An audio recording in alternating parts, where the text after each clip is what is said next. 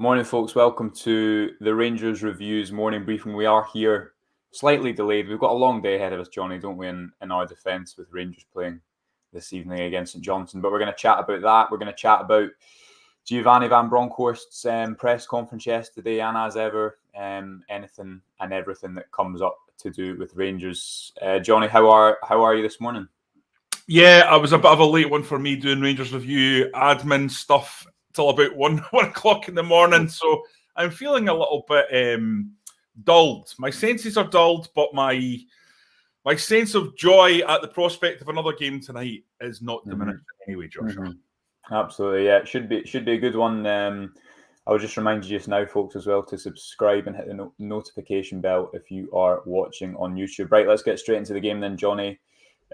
Rangers have come through a difficult run of fixtures. Livingston away, Hibs away, Hearts away. They now have St Johnstone, Dundee United and St Mirren at home. 3 ties which should be winnable for any Rangers side starting tonight against St Johnstone, a team who have struggled this season, struggled in front of goals, lost key players in the summer. What's your thoughts ahead of this one? What are St Johnstone going to try and do differently from any other team that comes to Ibrox? Is it just a case of Rangers performing to their level and hopefully getting 3 points? Yeah, it is. It really is. The onus is absolutely on Rangers in this one. It's always going to be. I mean, Callum Davison is a guy I rate very highly. Whenever I've seen St Johnstone come and play Rangers, I don't see a lot of them when they don't. Obviously, our focus is on the light blues. But whenever I do, they're always extremely well organised and they always look well coached. So I would imagine, despite their recent form being a little bit patchy, not perhaps reaching the heights that they did last season, given the turnover of players, etc., they will be looking to come, sit and hit on the break with the pace that they have in wide areas. Unfortunately for them, they won't have Glenn Middleton, who's obviously one of the principal guys they could use for that. But regardless, they've got Michael O'Halloran, who's caused Rangers problems every time he's played against the team. So, he's a former player who wants to put his marker down and show that he can still do it. And he's got that pace to trouble any back line. It's always going to be a difficult one. But it's Ibrox, big, wide expanses of a pitch and the ability to really stretch the game. And we know that the one thing that Giovanni van Bronckhorst has brought to Rangers is width. So that's going to be a big help. Yeah, absolutely. And I think one of the things that, helps with the prospect of Michael Halloran running at you is that you've got Calvin Bassey in that back line now, which is a big difference from Hollander and Balogun turning to face their own goal. For me, Johnny, one of the exciting elements tonight is that St Johnstone, I think this is something that we've seen throughout Van Bronckhorst's time at the club so far. St Johnstone won't know exactly how Rangers will approach this. And what I mean by that is you see with Dundee how Sakala was wide in the left and Barisic tucked in. But you see against Hearts how Rangers played with a front five and a back five, as is covered on the site this morning. Now that for a team coming to Ibrox makes it much more difficult to really script what they're going to do. Because if you look at when St Johnstone played Rangers earlier in the season, I was there and it was 2-1, the game that James Tavernier scored that ridiculous goal. For the first half, as so often happened against Rangers this season, it was almost scripted the way that the opposition side played. They know where they could give them the ball without really causing themselves much harm. They know how to hit Rangers in the break. For me, one of the exciting things about Van Bronckhorst is the constant alterations that make it harder for teams to do that. Yeah, absolutely. And I think that was touched upon, wasn't it, by James Tavernier in the press conference yesterday, where he said the manager has different tactics for different teams. And that's very refreshing because having spent so long under the Gerrard formula, which was very much doing plan B is doing plan A better, because there was that 4-3-3 with the narrow number 10s. And that was just the way Rangers played. And if it wasn't going well, there wasn't another option, really. There wasn't another situation that they could go to. It was a case of you could tweak the personnel, but you would never, ever tweak the system. I feel Van Bronckhorst is not an ideologue in that sense. He is very, very much a man who will adjust and move players around if necessary, change personnel if necessary to get the best out. Under Steven Gerrard, it's looking unbelievably, and nobody would have thought this at the time, Rangers have actually benefited from Gerrard's departure. Yeah. Not only have they got £4.5 million, and I think it's a little bit more than that from what I'm told, but they have got a guy who's come in and has literally improved the team. So that was unthinkable 6 weeks ago, frankly. Nobody would have wanted Steven Gerrard to leave Rangers. Nobody. Neither of us on this video here would have suggested that. But that's what's happened. Ultimately, he's come in and he's given the whole place a lift. And I don't think you can deny that. It's just clear and obvious now. And listen, that shows you the quality of Giovanni van Bronckhorst. Yeah. See what Steven Gerrard's doing down in the Premier League. No one's surprised by that. The guy's won 4 out of 6 games, and the 2 games that he's lost have been 1-goal defeats to Manchester City and Liverpool. Yeah. So he's a good manager. That shows you how good Giovanni van Bronckhorst is. Yeah, absolutely. Couldn't agree more with that. And good morning to everyone else getting in touch on the chat. Mark has an interesting question. Do you think the Morelos' performances are perhaps aided by the way the manager can communicate with them? What do you think on that, Johnny? We don't know. I mean, it'd be conjecture, but it can't help. It can't hinder things, can it? We've also got Roy Mackay in there, who I would imagine is getting right in about Morelos. I mean, we saw in day one where he said tricks are for the circus or whatever from the training ground. That Roy Mackay is not a guy that's going to be shy about getting stuck in.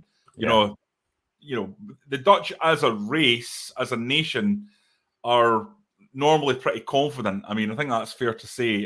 Whenever I've encountered a Dutchman, I've never felt like they're shrinking violets. And I think if you're a deadly striker who's played for Bayern Munich and Deportivo La Coruña in your day, as well as the Dutch national team, you're not going to be shy in getting a hold of Morelos and telling him what you think in Spanish. So I would imagine that has been a help. But then Michael Beale can speak Spanish as well, can't he? So it's easy to say that. I think there's still work to do. I mean, you had a piece yesterday, Joshua, that I thought was excellent in describing where Morelos still has to work. I mean, he has to work on his off-the-ball play. There's no doubt about that. I mean, we've been talking about that for a long time. And there's still elements where that's something he needs to work on. I'll give you an example of this. Everyone has seen the goal scored by Joe Aribo, the second goal at Tynecastle. Everyone will have seen that wonderful pass by Connor Golson, the great touch by Aribo. But has everyone clocked what Alfredo Morelos is doing? Alfredo Morelos is walking towards goal. Scott Arfield is bursting a gut to get into the box.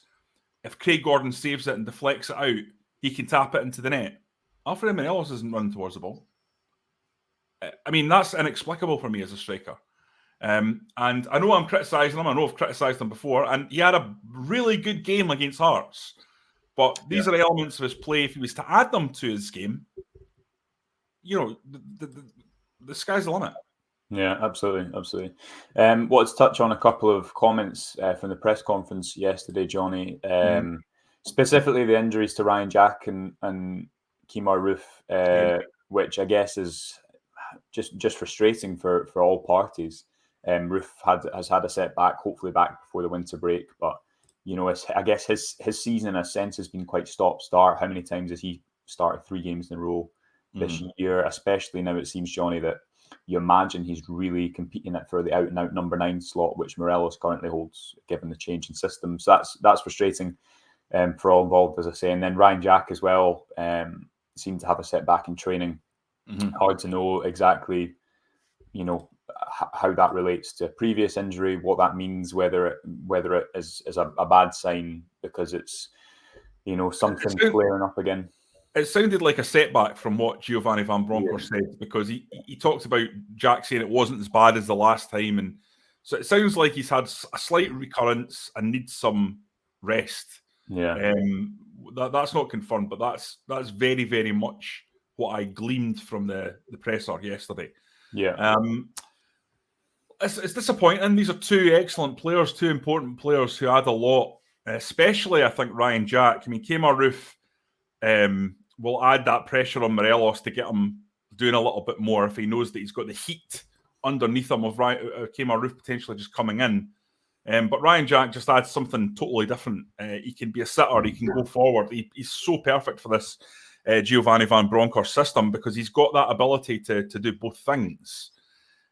So tactically, he gives you're totally safe in the knowledge, especially in the big games, that you've got a guy that's equally adept at moving between the pivot and the single pivot and the double pivot. So yeah, I think he'd be really handy to have. Kemar Roofe, it's really frustrating, and people are saying in the comments, I notice, Roofe is one game out of 2, 1 game out of 3 that he's out, and that's true. I mean, he is injury prone, but Rangers were aware of this. I remember in a previous role, I was doing sort of scouting reports on him before he arrived at the club, and that's how he was at Anderlecht. It's kind of how he was at Leeds. He's one of these players that picks up niggly injuries, and it's about how you manage that best. It's a difficult one. Rangers have got, cutting edge AI software that predicts injuries, and I think they've had to use that around Roofe, and that will continue. But you'll get the best of care. He's not out for too long. It's a couple of weeks, and I'm sure he'll be back firing before we know it. Do you think that there is an argument though with it seems as though Sakala is very much viewed as a wide player under Van Bronckhorst, whether that be against Hearts, against Dundee. It doesn't seem that he's a central striker, as Van Bronckhorst perhaps likes to use a focal point. Is there an argument then, Johnny, that Rangers need a little bit more depth in that area if Kemar Roofe is injured now and again, but also has his international duties? That only leaves Alfredo Morelos and Jermaine Defoe in that area, which is a throwback to 2018-19. Could you see that being an area in which the club acts in the January market? No, I don't, mate. Because they've got Jermaine Defoe there, they've got Roofe there, they've got Sakala. That's 4 players that can play comfortably in that central striker role. And actually, the depth is much greater than that, because if you don't use any of them, Ryan Kent could play easily as a number 9. You're seeing this situation across the city. And you're talking about, would you feel more comfortable with Ryan Kent playing number 9 or David Turnbull? Kent's much more suited to that. So, I mean, even Yanis Hadji can play as a false 9. You've got 6, maybe 7 options. That's before you start looking at the B squad. Yeah. And I think in terms of that, you've got a guy there in Allegria who could probably do a job. Based on what people are talking about. I mean, I've not seen a lot of the kid. I've not seen him in person. But if you were looking for someone to throw in, he's certainly a big physical unit. He's not going to get bounced around. He's not like a 16-year-old. What about Johnny? Then, obviously, again, yesterday, January transfer targets were brought up. The kind of the line from Van Bronckhorst was, we want to have a stronger squad or a strong squad at the end of the window. Colin Cameron asking what the transfer targets will be in January. For me, I think it potentially another player that can play off either wing would be the centre midfield looks quite congested. The centre defence needs to be resolved over long term. Right winger seems the inevitable kind of area they'll look to target. But I suspect there'll be departures. So listen, central midfield there's got to be movement, because if Rangers are going to be playing a single pivot, when's John Lundstrom going to get a game? Especially, it depends on how fit Ryan Jack is, but Stephen Davis is there. Lundstrom's behind Davis, and Davis is behind Kamara. So, and then you've got Kelly. Do you need Lundstrom? I suspect there's going to be movement there. There just has to be for me. I don't know. Perhaps Lundstrom can become a number 8 for Rangers. Maybe he can force his way in that way. But I would fancy, it'll depend on how GVB sees the players that he has. Yeah. Does he see Lundstrom as pushing for that 8 role? And if he does, then maybe that's fine. But if he doesn't, Rangers need to go out and get an 8, at least 1, if not 2. Well, Scott Van B is saying there, what do you think of Bacuna? I think he looks neat and tidy and technically superb, but he's not really properly had a chance. He was excellent in the game against Ross County, and I thought he added a lot. And for me, he could be a natural in that role. So I'm more comfortable about Bacuna being part of the setup under Van Bronckhorst. But for me, Lundstrom's the obvious one where you go, square peg, round hole. This doesn't really look right. You can't imagine there would be a lot of... You can't imagine there wouldn't be a bit of interest from the English Premier League and certainly the Championship in Lundstrom. So that to me would be an obvious one that Rangers might look to do. And then I think they would want to potentially maybe get someone on loan who could provide another option in that sort of box-to-box threatening from midfield capacity. And then, like you say, you're absolutely spot on, a winger who can play both flanks. So if you get those two players, even in on loan, and just make a few adjustments to the squad, you're in a very good place. Central defence, absolutely fine. Fullbacks, no problems there. Obviously, keeper sorted. Left wing, you've got Scott Wright or Ryan Kent. For me, that's the two positions you potentially look at. But the squad's in a very, very good place. Yeah. What about then, Johnny tonight? Because for me, I've seen you in the predicted lineups. I think I'm right in saying put an unchanged 11 for tonight. Which is interesting. I guess it depends. That there has been rotation in the past couple of weeks, which would probably allow for that to be the case. You've also got Dundee United at home on Saturday.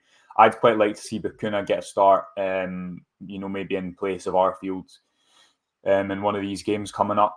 Would also like to see Glenn Kamara get a rest at some point, but I guess he was taken off after 45 minutes in France last week, wasn't he? Do you think so? You think he will go unchanged? Maybe just not move away from a winning formula. For me, I can see him putting Hadji in there instead of one of Sakala and Kent to try and mirror what the shape that was there against Dundee at home, which I think worked really effectively.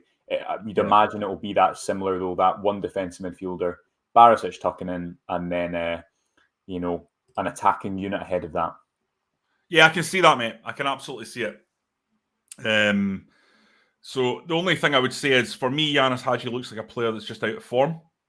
Yeah. He's the one guy, the single guy that I would say looks like maybe he's regressed under GVB. He's not played well, I don't think, but perhaps I'm overestimating it.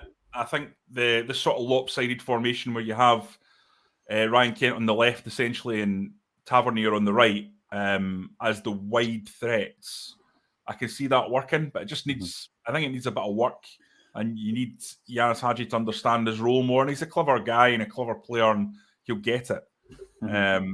But it's probably a good way to start the game and try to stretch St Johnstone as much as possible. The other thing is, Johnny, I do think at some stage we will see the kind of the back three and build up mirrored the other way, and Nathan Patterson and James Tavernier start together. And the reason I think that'll happen is because Van Bronckhorst has solved, if you like, every other kind of issue or conundrum, whether it be vulnerability to long balls, or he's tried to address them. Buena Barisic form, you could go on and on and on. And Nathan Patterson needs to play games, but the captain's playing really well. So that's another situation for him to work out. And I wouldn't be surprised if both played in one of these 3 home games coming up. And I thought James Tavernier defended that. If you look at the heat maps from that game and the pass maps, James Tavernier was under a lot of pressure with Fashion Cal in front of him, who's not a natural defensive player. And I thought he was absolutely excellent throughout, led the team really well. So I wouldn't have any qualms about that, but that's a debate for another day. James Tavernier building up in the back 3.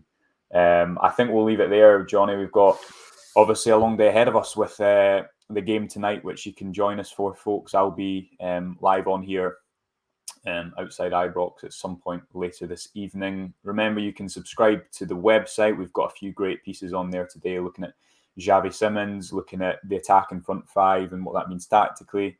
Amongst other things, go ahead and subscribe over there. You won't be disappointed. And we'll be back, as I say, tonight and tomorrow morning with all the latest Rangers conversation. Until then, enjoy the rest of your Wednesday, and we'll hope for a positive result.